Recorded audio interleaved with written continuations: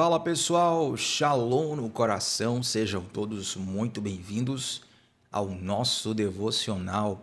Abre sua Bíblia comigo em Provérbios, capítulo de número 6.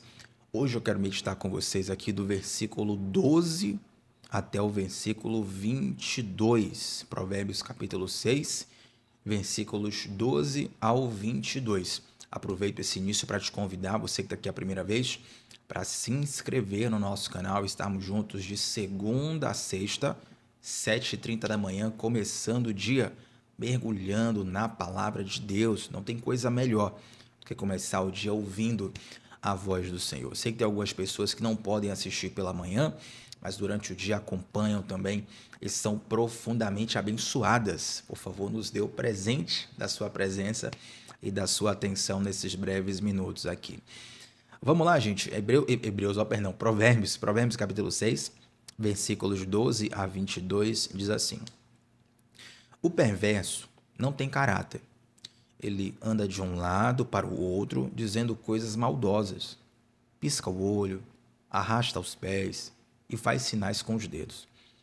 Tem no coração o propósito de enganar. Planeja sempre o mal e semeia a discórdia. Por isso, a desgraça se abaterá repentinamente sobre ele.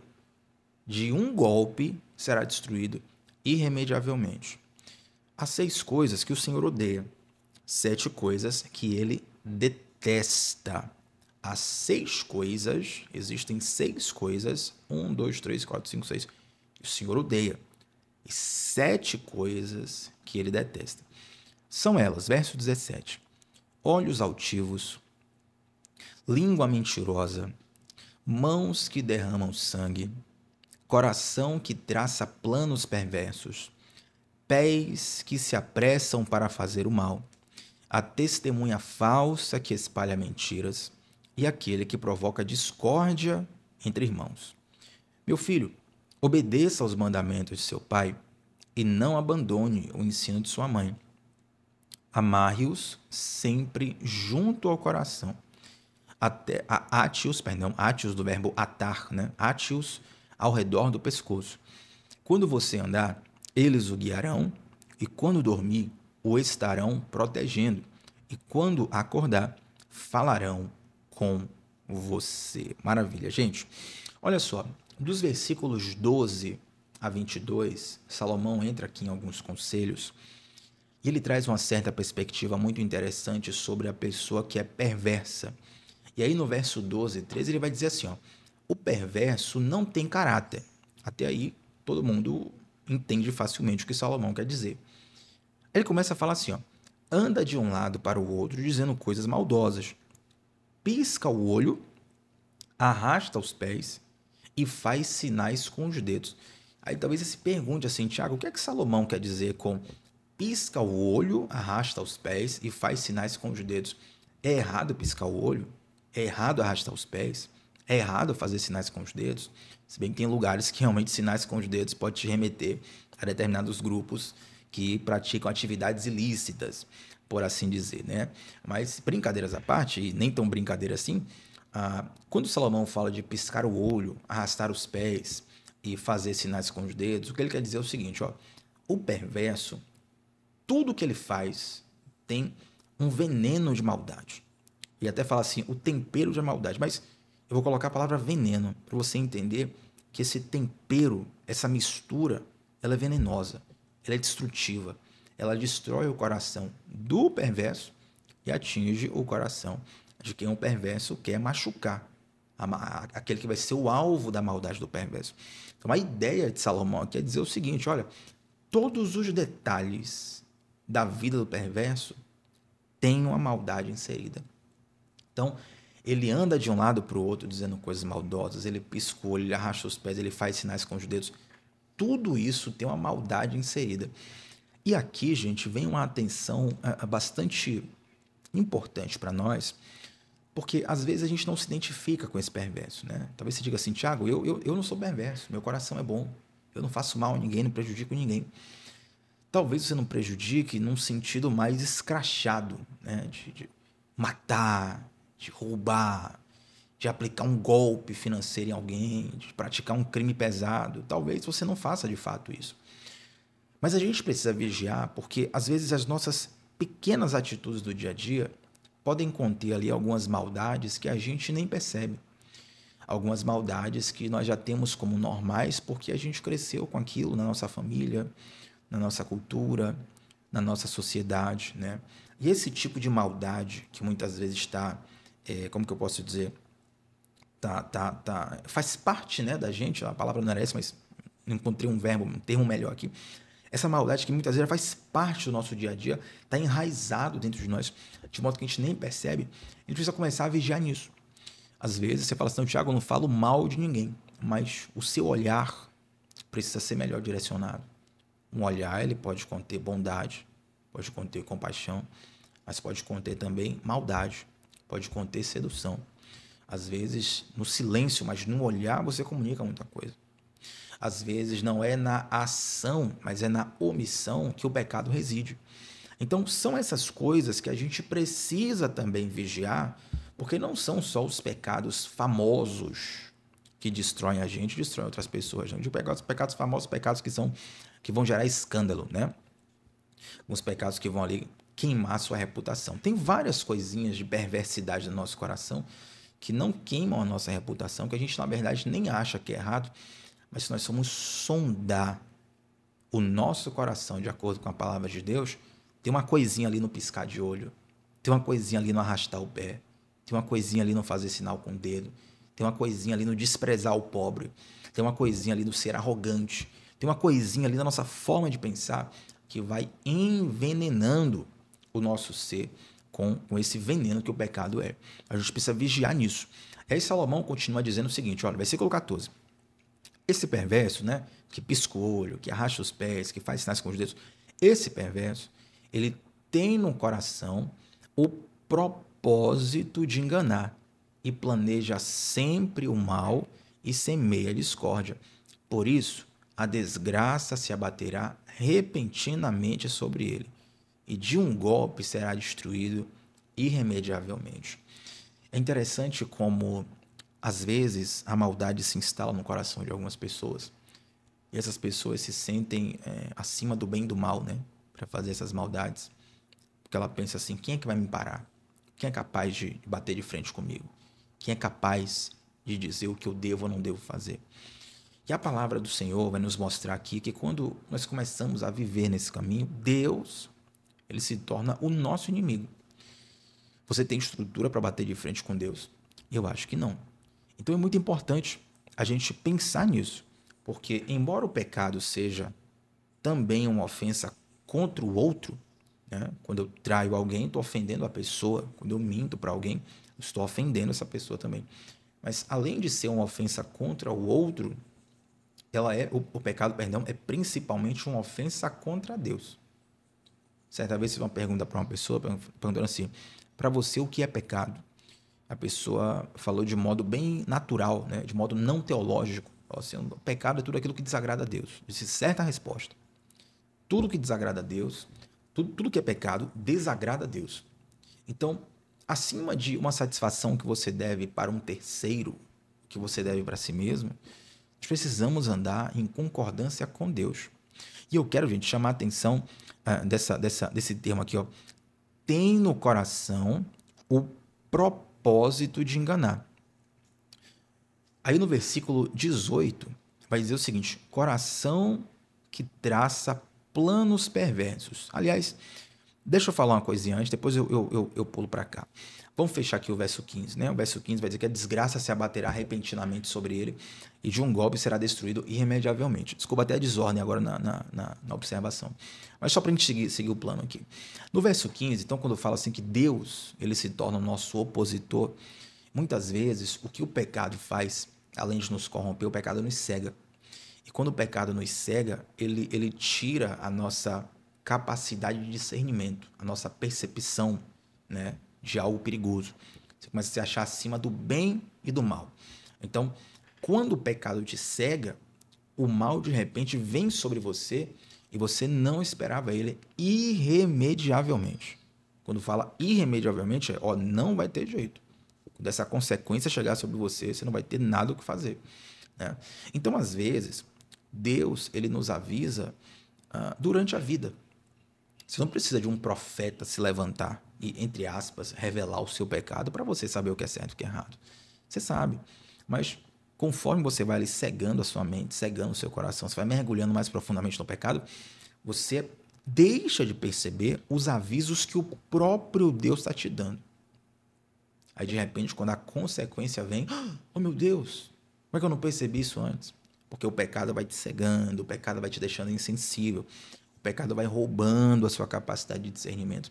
Então, cuidado com essa perversidade que se esconde no coração, porque isso vai distorcendo a sua capacidade de perceber a vida e a sua capacidade de perceber o estado em que você está. Interessante, eu sempre conto essa história. Quando a pessoa não está na academia, não está fazendo atividade física, ela acha que a academia é coisa de gente, olha que exagero, essa montanha de músculos, que exagero, todo dia na academia, que exagero, né? Tem que treinar e tal todo dia. Porque a pessoa acha assim, eu não preciso disso. Aí a pessoa vai para academia, primeiro dia, segundo dia, terceiro dia, ela tá pegando uma carga diminuta, uma carga pequena.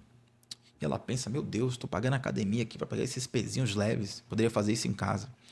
Mas meu amigo, ela vai ali primeiro dia, segundo dia, daqui a pouco o corpo está todo enrijecido. Os músculos estão todos endurecidos, é muita dor nos primeiros dias. Mesmo que ela tenha pegado uma carga pequena. Aquilo é o corpo avisando o quão despreparado, o quão descondicionado você estava.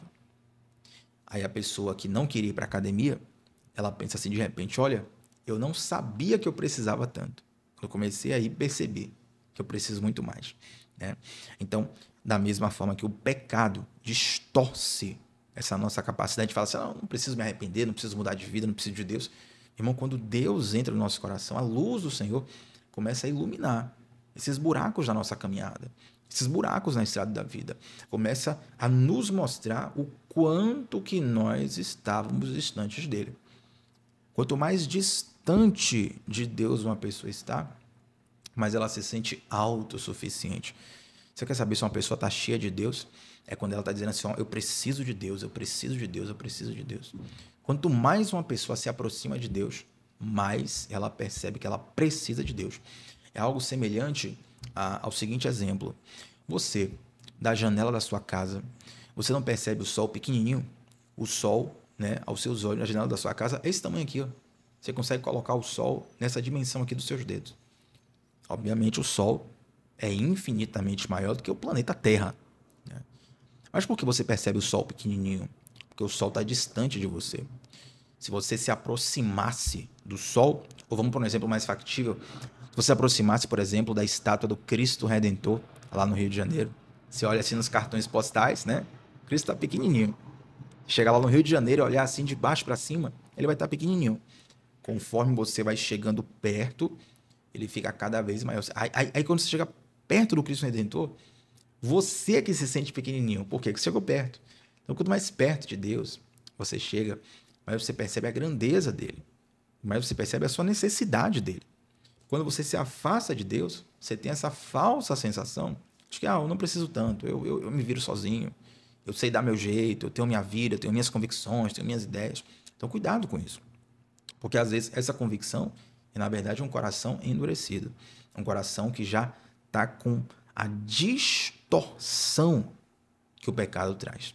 Tá bom? Então, superado esse verso 15, o verso 16, vai dizer o seguinte, ó, há 6 coisas que o Senhor odeia e 7 coisas que ele detesta. Isso aqui é um joguete de palavras, gente, poeticamente no hebraico, para dizer o seguinte, Salomão está dizendo o seguinte, olha, eu vou listar aqui 7 coisas. As 6 primeiras, Deus odeia. A 7ª, ele detesta. Esse detestar aqui no sentido de abominar. Tipo, ele odeia em dobro, sabe? Ele odeia muito mais. Então, vou listar 7 coisas. As 6 primeiras são muito ruins, mas a 7ª é pior ainda. E ele começa essa lista. Então, ele começa no verso 17 dizendo, olhos altivos, Deus odeia, língua mentirosa, Deus odeia, e mãos que derramam sangue inocente. Esse termo aqui, olhos altivos, tem a ver com orgulho, tem a ver com arrogância. Olhos altivos é quando você olha a pessoa de cima, sabe? Você desvaloriza a pessoa. Você olha sempre a pessoa como alguém que é menor do que você, que tem menos dignidade que você, que merece menos que você.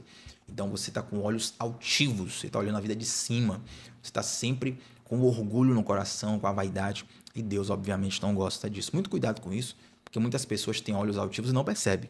Então, se Deus está falando com você, se isso gerou uma sensibilidade no seu coração, deixa o Espírito Santo soprar, deixa o Espírito Santo transformar isso no seu ser. Porque, com certeza, isso é algo que precisa ser transformado. A gente precisa ter um olhar humilde sobre a vida, sobre as pessoas, sobre as situações e circunstâncias da nossa existência. E, infelizmente, muitas pessoas confundem confiança com olhos altivos. Né? Você pode ser confiante, você pode ter firmeza de quem você é, você pode ter segurança de quem você é, sem necessariamente ter olhos altivos. Olhos altivos, ou seja, orgulho, vaidade, isso muitas vezes, egoísmo, né? Isso tem a ver muitas vezes, gente, com um espírito como é que fala? Sem confiança. É alguém que está inseguro, na verdade, né?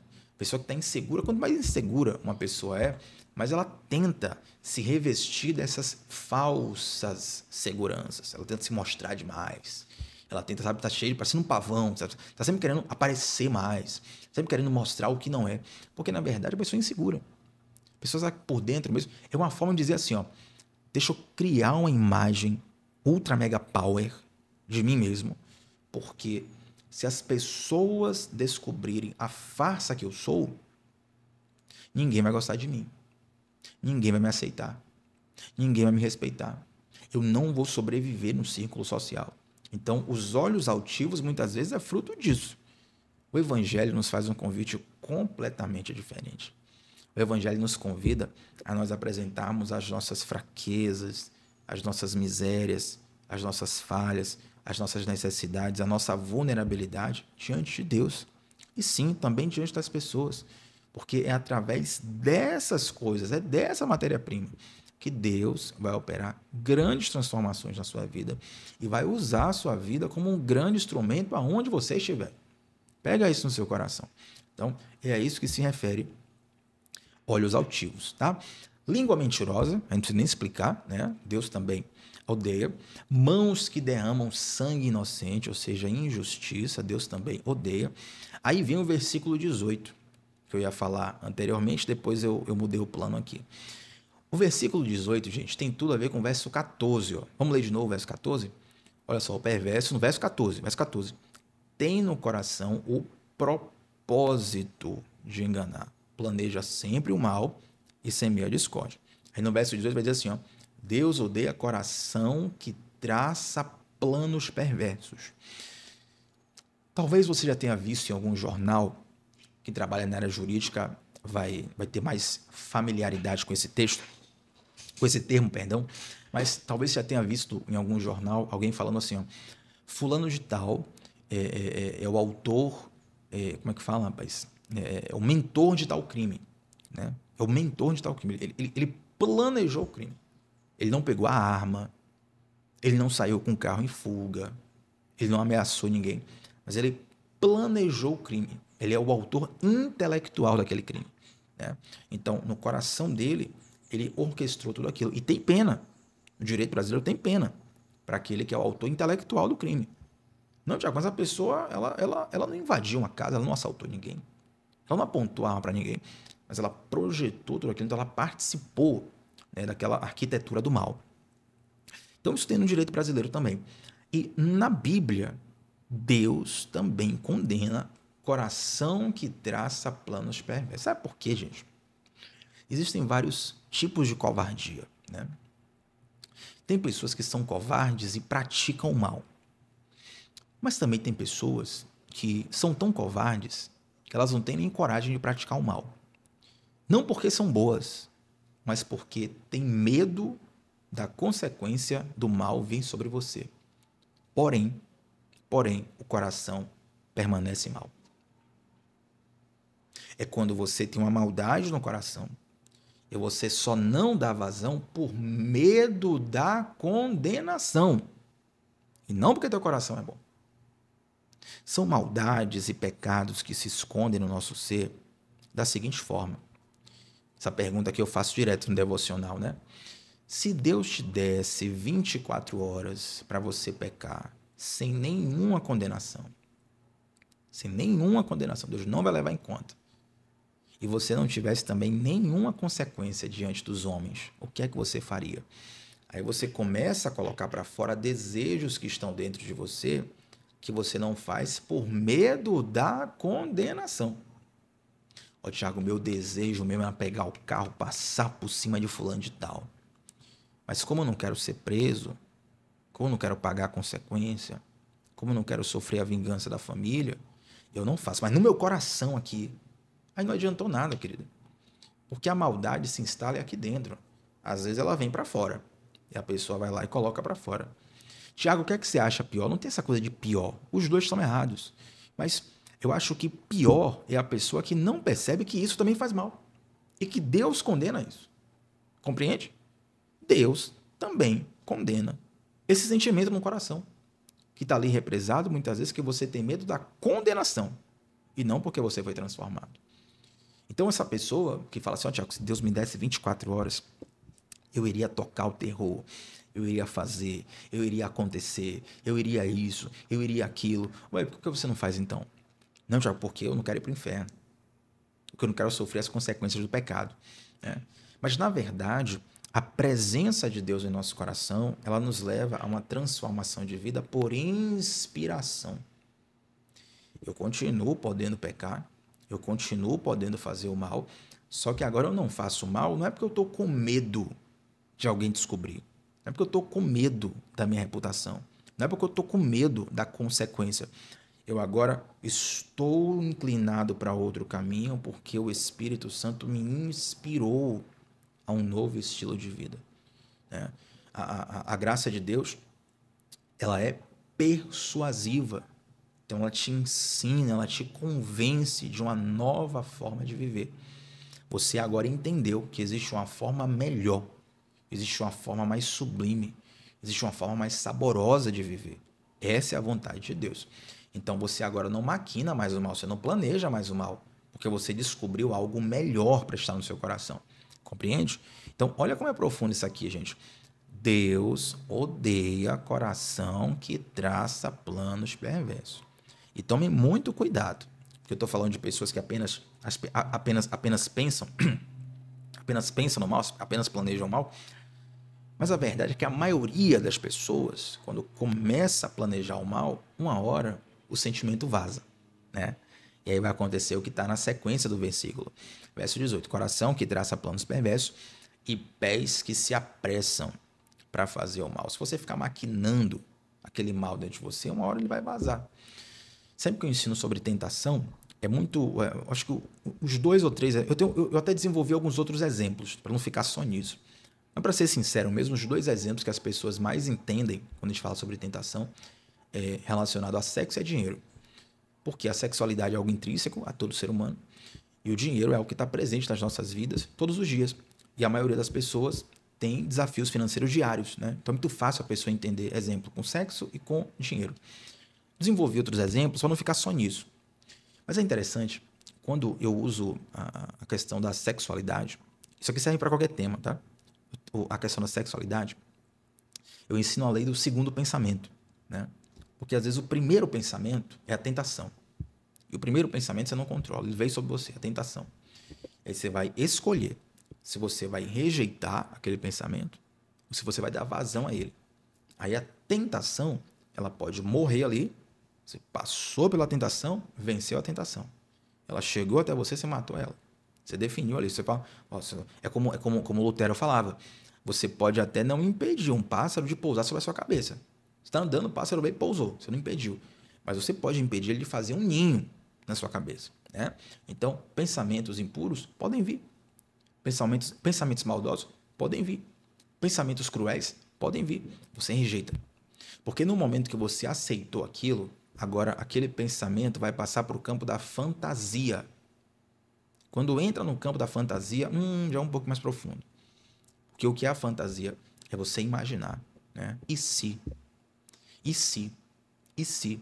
E você começa a se imaginar dando vazão àquela tentação.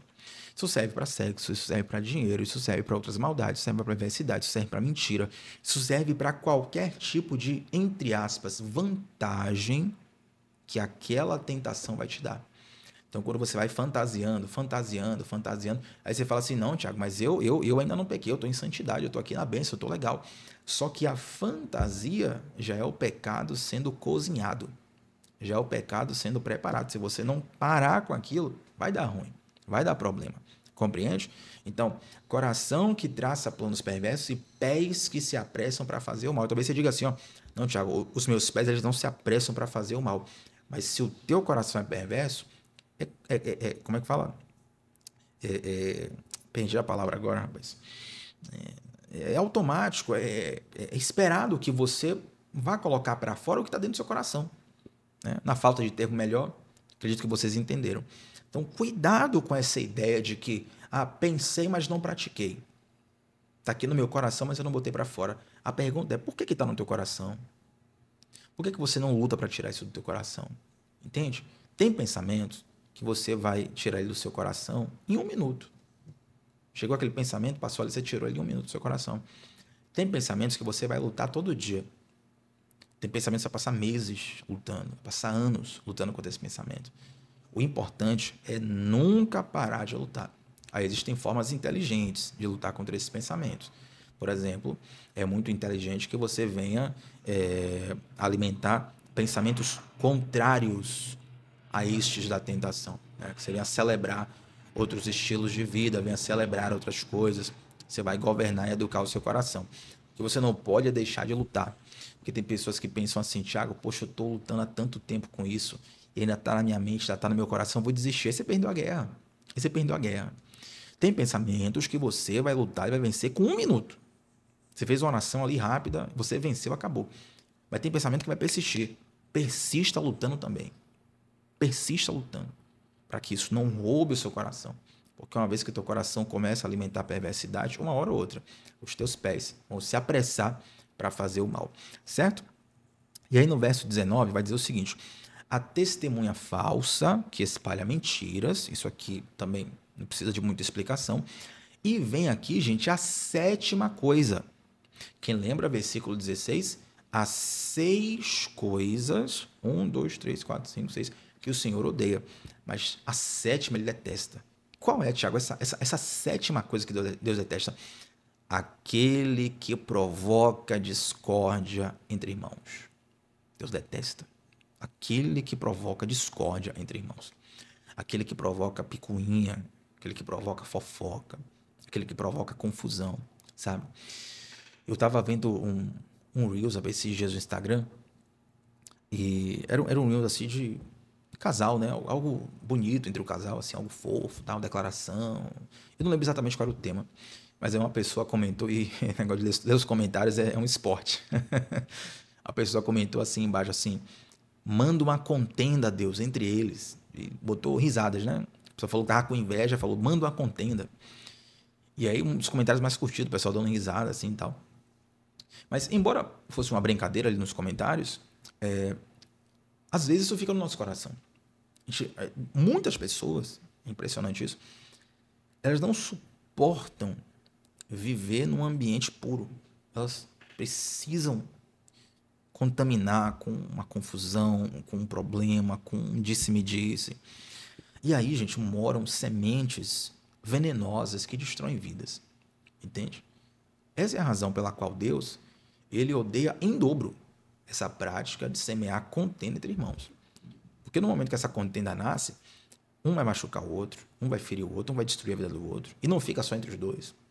Aí quem é amigo de um toma as dores, o amigo do outro toma as dores também. Aí já divide o ambiente, facção, confusão. E a Bíblia fala assim, ó, que Deus ele não prospera o lugar onde tem confusão, onde tem facção, onde tem contenda. Né? Deus opera na comunhão. O favor de Deus, ele prospera aqueles que andam juntos. Né? Diz assim que a união faz a força. Na verdade, a união faz o açúcar. Mas, de fato, a bênção de Deus opera onde há comunhão. Onde há a graça da conexão entre as pessoas. Então, se você está destruindo esse ambiente, você está deixando o diabo desempregado. Aí você fala assim, não, Tiago, porque o diabo levantou. Tá? O diabo levantou nada, meu irmão. O diabo tá lá sentado, lá no inferno, lá caladinho, na dele. Você deixou o diabo desempregado. O diabo acordou de manhã e falou assim, hoje não vou nem precisar trabalhar, que é fulano de tal, já vai criar contenda no meu lugar. É terrível isso. Né? Então toma cuidado com essas coisas aqui. Olhos altivos, né? Orgulhoso, língua mentirosa, mãos que derramam sangue inocente, coração que traça planos perversos, pés que se apressam para fazer o mal, testemunha falsa que espalha mentiras e aquele que provoca discórdia entre os irmãos. Deus odeia essas coisas. Aí Salomão termina esse trecho dizendo, meu filho, obedeça os mandamentos de seu pai e não abandone o ensino de sua mãe. Amarre-os sempre junto ao coração, até iate-os, perdão. Iate-os, né, verbo atar, né, de prender. Iate-os ao redor do pescoço. Quando você andar, eles o guiarão. Quando dormir, o estarão protegendo. Quando acordar, falarão com vocês.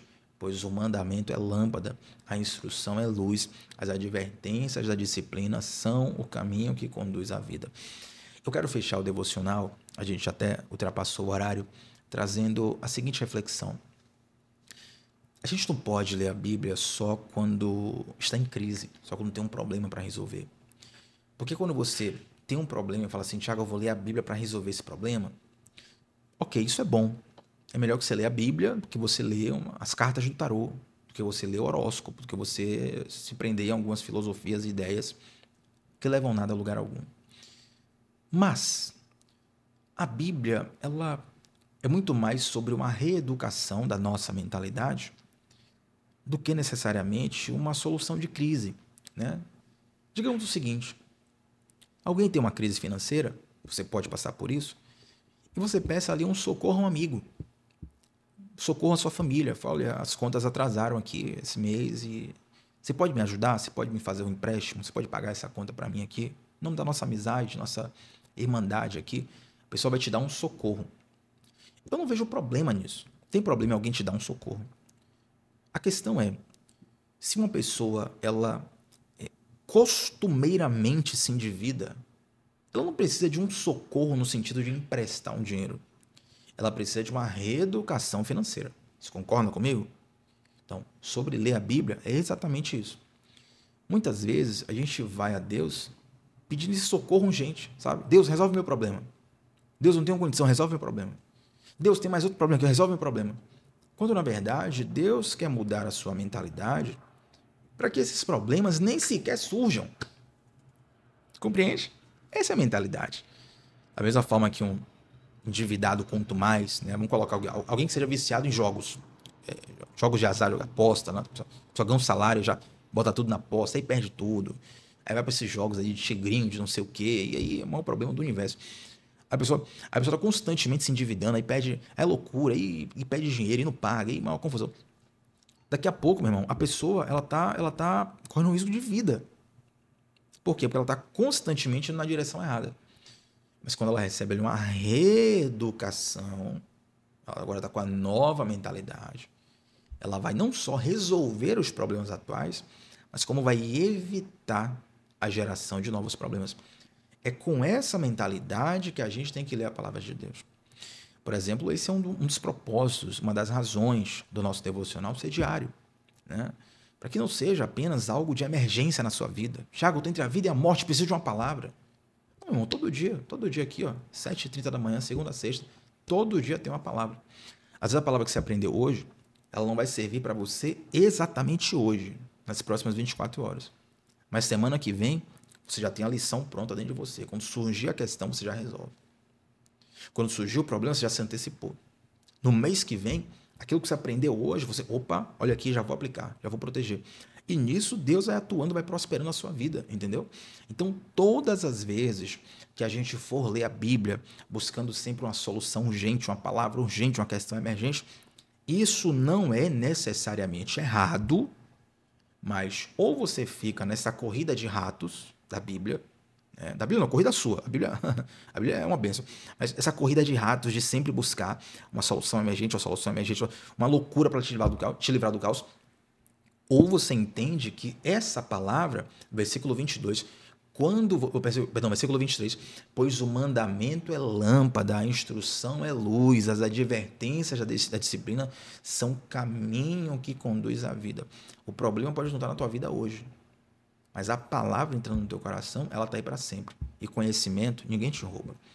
Deus livre guarde, as pessoas podem ter o celular roubado, né? Computador roubado, um carro roubado, casa roubada, uma roupa roubada. Mas o conhecimento ninguém toma de você.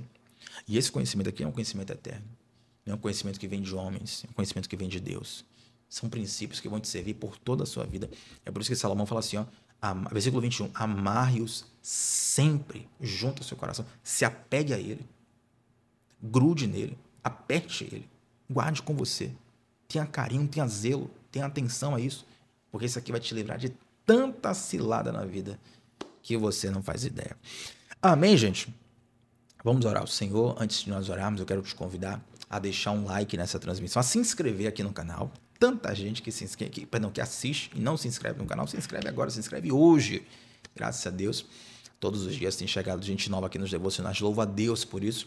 E eu quero te convidar para estar no nosso grupo exclusivo do WhatsApp, onde eu te mando o link dos devocionais todos os dias e também as minhas anotações pessoais do devocional. Eu quero pegar aqui uma anotação. Cadê? Tem que abrir o grupo. Vou abrir o grupo aqui agora. Pegar a anotação que eu mandei. Cadê o grupo aqui, Jesus? Eu quero te mostrar um detalhezinho que eu mando direto lá. Todos os dias eu mando esse material no grupo para o pessoal que tá lá. Para te mostrar como é que é. Deixa eu ver aqui. Por exemplo, tem uma palavra no original, né?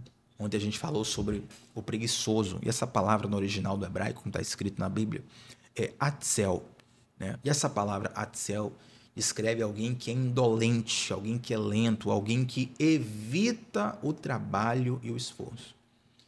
Aí eu vou dar uma explicação de como esse termo era utilizado naquela época. Então, olha só, compreender atzel, estou lendo exatamente como eu escrevi no material. Compreender atzel, que é preguiçoso no hebraico, no original, vai além da mera inatividade física.